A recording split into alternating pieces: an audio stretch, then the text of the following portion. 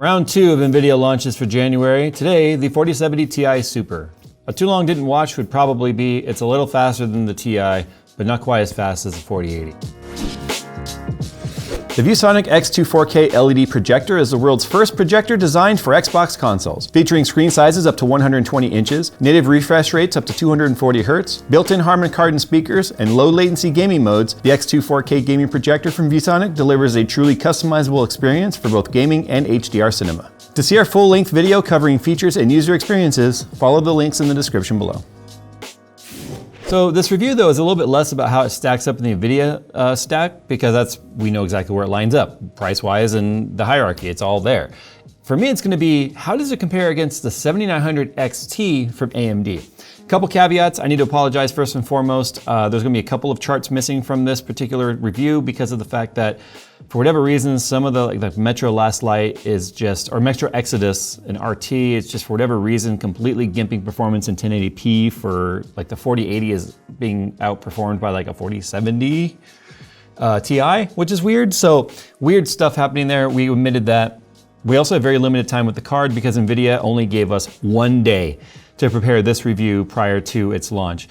That's because of the fact that I am not working through the weekend to review this, and I have a procedure coming up at the beginning of the week, which is when the week this goes live, which is that Tuesday. So we have 1 day to do this. So I definitely implore you to go and watch as many reviews from like Gamers Nexus and Hardware Unboxed and any of the other guys that are out there doing more deep dive type of architectural reviews. So with that said, and all the excuses out of the way, let's go ahead and talk about how it stacks up. So this is the 4070 Ti Super. What makes the Ti Super interesting is the fact that even though it's a 4070 card, it is built on the 8103 chip, which is actually the same chip that you'll find on the RTX 4080. So although the 4070, 4070 Super, and 4070 Ti are all built on the 8104, the 4070 Ti Super is built on the 8103. And that's only because they had no way to really name it lower than an RTX 4080 and still be a 4080. So really it's like a 4075, if you want to be like, honestly, I wish they'd bring back the 5 number, because sometimes it makes more sense to do that than use these stupid like names at the end of the cards. Anyway, moving on spec-wise, as I've already mentioned, it's 8103. It's got 8448 CUDA cores, 264 TMUs, 96 ROPs, 16 gigabytes. So that's another thing to point out is the 4070 Super, 4070 FE, and 4070 Ti all have 12 gigabytes of GDDR6, where this is 16 gigabytes on a 256-bit bus, where the other 4070 cards are actually on a 192-bit bus. So really, as you can see, it is just a shaved down 4080. So if we look at the 4070 Ti and we look at these specs, as you can see, 7680 core. So it's got less CUDA cores on a slower chip. So as you can see, it's a pretty decent jump going to a 4070 Ti. The price is also, so this is where we're talking about price right now. These are the specs that you can see the 4070 Ti Super is significantly better on, with it's a better memory bus, more RAM, more cores on a faster die, for the same MSRP as this card. So that's why this card has just been sunset. It's at its end of life. It is being replaced by the 4070 Ti Super. So anyone buying or has bought a 4070 Ti like right now or in the past couple of weeks or since these cards have launched have gimped their performance per dollar by not waiting, hypothetically, assuming all these cards would be available at launch. So right now things are kind of weird with the graphics card market. Like 4090s are still kind of hard to come by, but 4070s and 4080s have been around. The 4080s for a little bit more kind of hard to get. Okay, I digress. If we take a look at the 4080 though, 9728 cores, 304 TMUs, 112 ROPs, 16 gigabytes on a 256-bit bus. So it is just a slightly locked down 8103. Remember 4080 Super when it comes out, that is a fully realized 8103. All 10,200 some odd CUDA cores is basically 512 more than this is how that works out. But yeah, so that's why I'm showing you the 4080 on here, because realistically the 4070 Ti is essentially a 4080 with 512 CUDA cores locked. So another thing to point out, there is no Founders Edition for the 4070 Ti Super. So that's why you're seeing a Asus TUF. This is the card that was provided by NVIDIA. NVIDIA actually is curating these card samples. So we have a TUF sent over by NVIDIA. And let's go ahead and just kind of get right into the charts. This is where things kind of look funny. So this is current pricing right now for MSRP. As you can see, the 4080 at $1199 is, what is that, $400 more than a 4080, or excuse me, a 4070 Ti Super Tough. We also think they should just rename it the RTX 4070 Ti Super Tough Gaming OC RGB Ready VR Ready Edition. 4070 Ti Tough was $799, and the 4070 Ti Super Tough is also $799. So when you look at the next charts, you'll keep in mind when you see the improvement gain, the performance gain, that is at the same price point. It's not very often NVIDIA does this sort of thing. Now, one thing I want to point out here is you can see the 7900 XT I've listed at $750, even though according to AMD's website, with the price drop, its MSRP is $849. It was an initial MSRP of $899 when it was designed to compete with the RTX 4080 at $1,200. So it was $300 cheaper than the 4080, which is what it was really sort of designed to compete with. Although it never really caught the 4080 in performance, $300 less was a nice story to talk about because that was like most of the cost of your CPU, just in price difference. So I'm pointing out the fact that I put $750 on here because although that's listed on their website, you can go to Amazon or Newegg right now, at least here in the United States, and find them for as low as $729 for AIBs, which are arguably faster than the reference cards that are at MSRP. So I think it's just because one of the AMD cards just probably sell one card for every 10 NVIDIA cards, which is unfortunate, but they're a really good value, and especially when you can find them under MSRP like they are now. So I put the price you can buy it for right now, which is why it says current price in USD, at $750. Because if I was to put the price of $850 at the MSRP, that would not be doing the card any favors because that's not realistic, because you can buy it for more than $100 less than that. That $100 to $120 difference makes a significant proposition value to consider when you look at the charts moving forward. And then you can see the 4070 Super down here at $599. It's like significantly lower, $200 less, but it's technically now the card right below the 4070 Ti Super, so that's why it's on the chart. Moving forward, oh, also too, because of the limited time with the cards, I would have loved to included like the 3080, 3080 Ti, 3090, and all those cards. I've already explained why I do not have those cards on here, but that would be a fun inclusive list to see how it compares for much cheaper at this point. Okay, Port Royal, as you can see, looks exactly like you would expect it to. 4080 on top, and then we got the 4070 Ti Super Tough, kind of right here in the middle. Now, one thing I want to keep in mind is the 4080 FE does also boost as high as like 2845 megahertz, whereas the 4070 Ti Super Tough, even though we were on the performance BIOS, was boosting to about 2745. Now keep in mind, this cooler is significantly overbuilt considering the fact that it's the same cooler they would throw on like a 4080, which is a 350 watt card versus the 285 watts that you'll find for the TDP on this card. It's either 280 or 285. I apologize, I forget, but I know it's like 280, 285. They talked about lifting the power limit, which is one of the ways that they were able, they had to lift the power limit because on the AD103, it's a little bit more power demanding, but still 350 versus 285, the fact that it's even anywhere near a 4080 in performance shows some pretty nice efficiency there. Looks exactly as you'd expect because it's an RT test. The 7900 XT is kind of down here in the mid 13,000s, not looking great, but not looking terrible either. So once we move on to 3D Mark TimeSpy Extreme, which is not an RT test, it's a rasterization test. We no longer have that generational difference between Gen 2 RT cores from AMD and Gen 3 RT cores built into NVIDIA. You can see the 7900 XT definitely jumps up significantly in the chart. It has a lot of horsepower compared to like the AD103 when it comes to CUDA core versus the stream processors found in the 7000 series Radeon cards. You can see it's about 1,000 points behind the 4080, but this is all going to change in about a week because remember, in 1 week the 4080 Super is going to launch and at $999, $200 less than current, putting it at the MSRP of a 7900 XTX. So when we compare it to the 7900 XT, it's going to go even farther forward and probably even farther ahead of the 7900 XTX at the same price as that. So that'll be a fun, that's like Fraser and Ali right there, 7900 XTX versus 4080 Super. That'll be fun. Unfortunately, AMD is attempting to compete with the 4090, but we're not talking about that today. We're talking about the 4070 Ti Super, which is right here in the middle. It's faster than the 4070 Ti and slower than a 4080. Borderlands 3 is a fun title only because it is very AMD biased.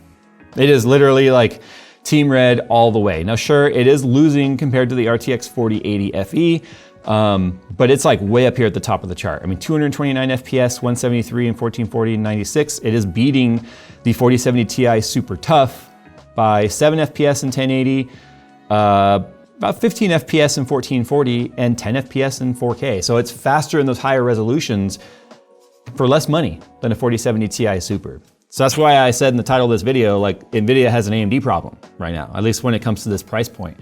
And I don't see AMD dropping the price again because cards are already selling below MSRP. So you can change the MSRP all you want. They're already below that, so it doesn't make a difference.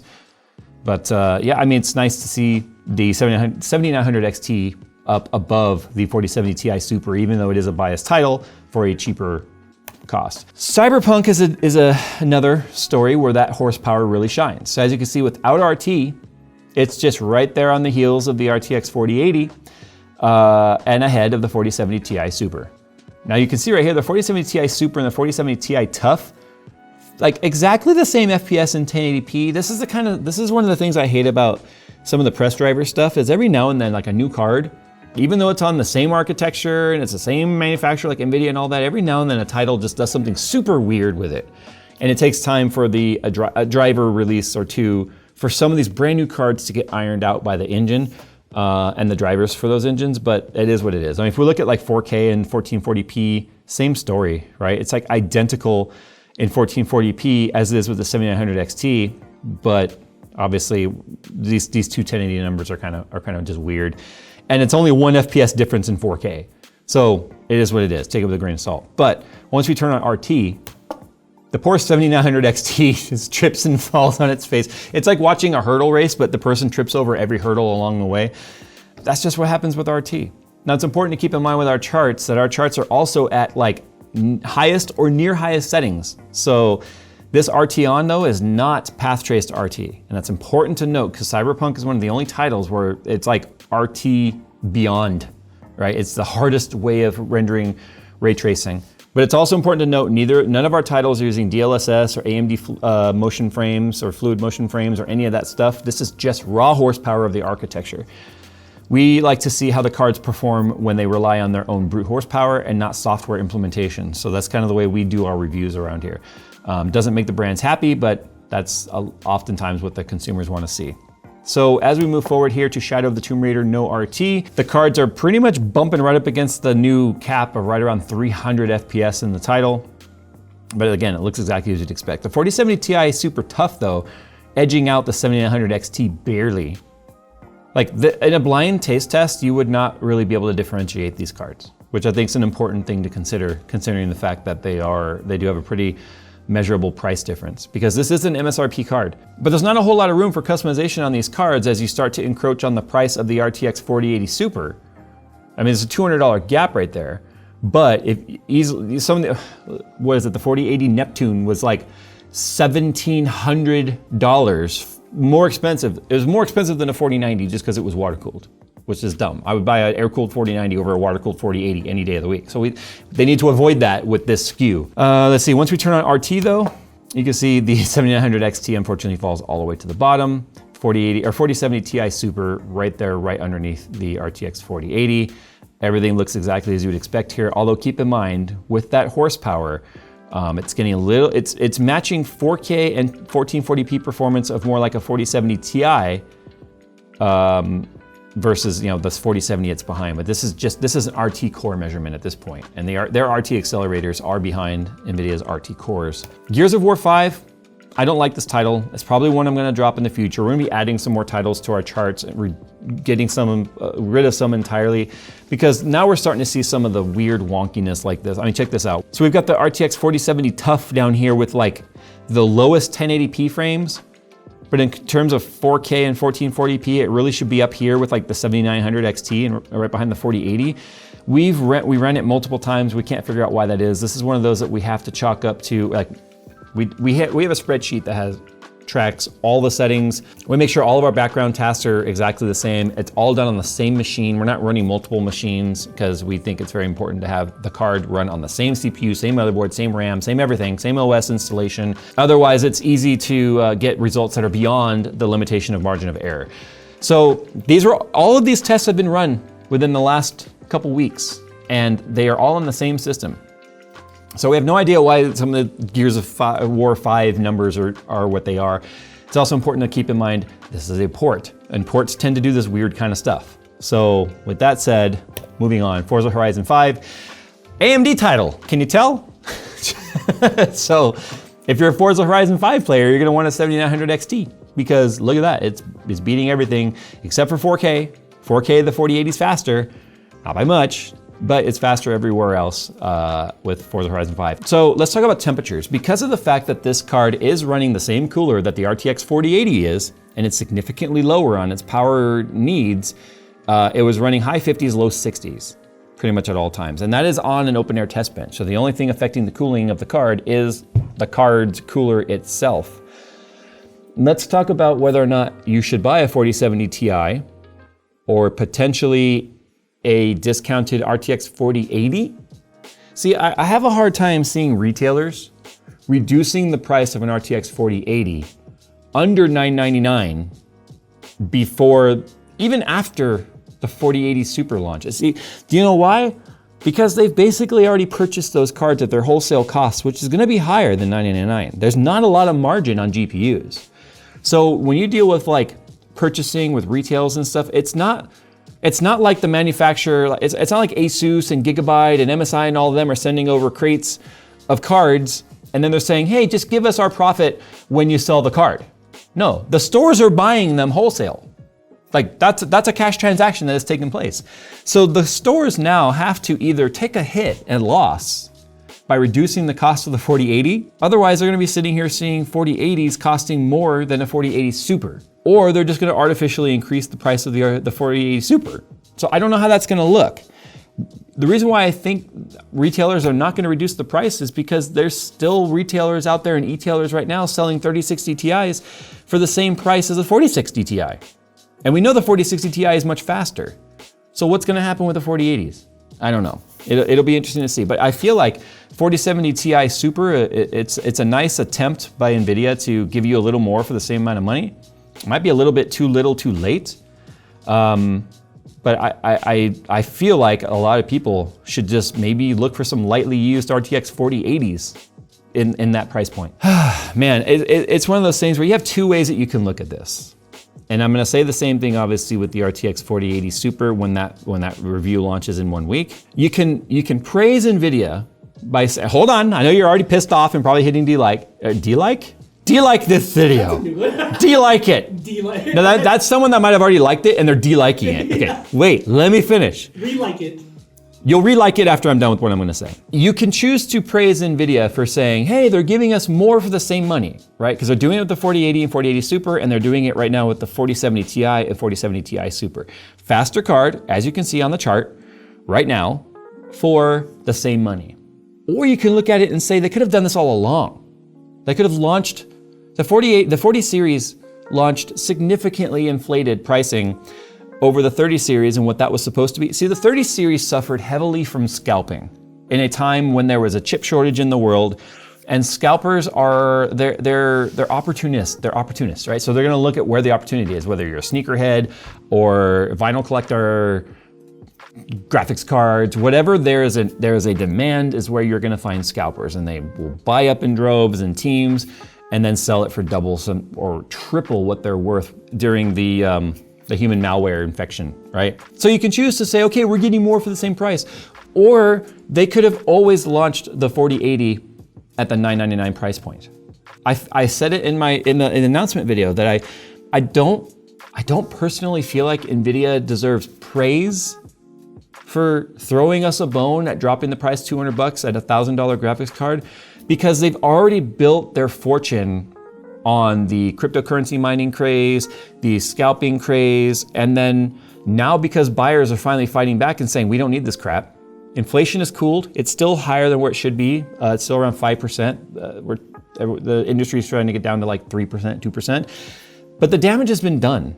And the brand damage is there. The tarnish is there because the true colors were squeeze and wring the market out for every dollar they're worth. And then when sales start to slow down, Let's throw them a bone. And the bone is 4070 Ti Super is the same price, the 4080 Super is coming down. So the performance is good versus what we saw pricing, but I still think it's a bad taste and it's a bad look because it's not like it's gotten that much cheaper to manufacture the AD103. Those are the two ways you can look at it. Yay, more performance, same money, go NVIDIA, rah, rah, rah. Or, man, they were hosing us all along, which is the camp I sort of live in. But until we get AMD really giving us consistently better performance for the same money, is it really gonna change? All right, guys, thanks for watching. See you in a week. Well, we'll have more videos before then, but we'll see you with more cards and the same stuff, just different numbers. We'll say the same exact thing you just heard me say today with different numbers.